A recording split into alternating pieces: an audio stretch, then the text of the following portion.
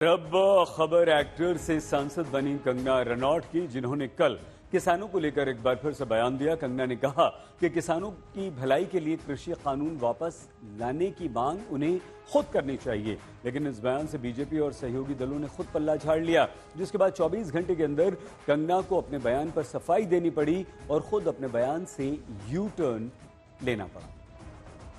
तो देश के विकास में किसान जो है वो मेन हमारा एक पिलर ऑफ स्ट्रेंथ है। तो मैं चाहती हूँ कि वो खुद ऐसी अपील करे कि भाई हमारे जो 3 लॉज जो हमसे जो सिर्फ और सिर्फ कुछ एक राज्यों में जो है उन्होंने उसको लेकर जो है आपत्ति जताई थी, मुझे लगता है कि उनको मैं हाथ जोड़ के उनको विनती करती हूँ कि सब किसानों के हित को ध्यान में रखकर जो है वो लॉज जो है वापस मांगे।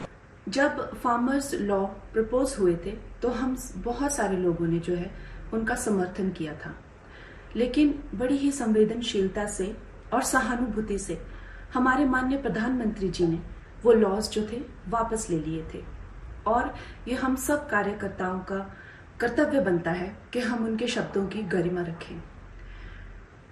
मुझे ये बात भी ध्यान रखनी होगी कि मैं अब एक कलाकार नहीं, भारतीय जनता पार्टी की कार्यकर्ता हूँ और मेरे ओपिनियंस अपने नहीं होने चाहिए, वो पार्टी का स्टैंड होना चाहिए।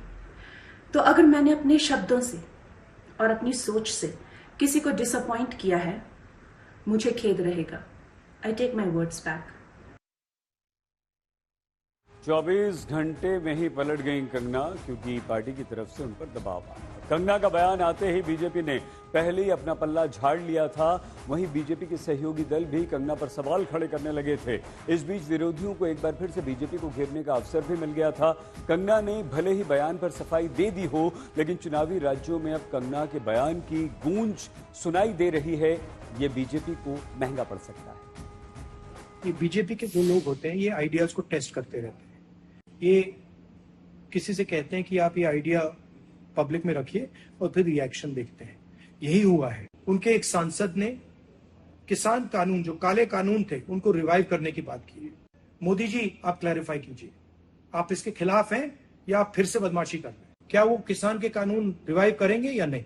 और अगर करेंगे तो फिर मैं आपको गारंटी दे रहा हूं कि इंडिया गठबंधन पूरा इनके खिलाफ खड़ा हो जाएगा। 700 लोग शहीद हुए हैं, उनकी याद करनी है, उनकी रिस्पेक्ट करनी है।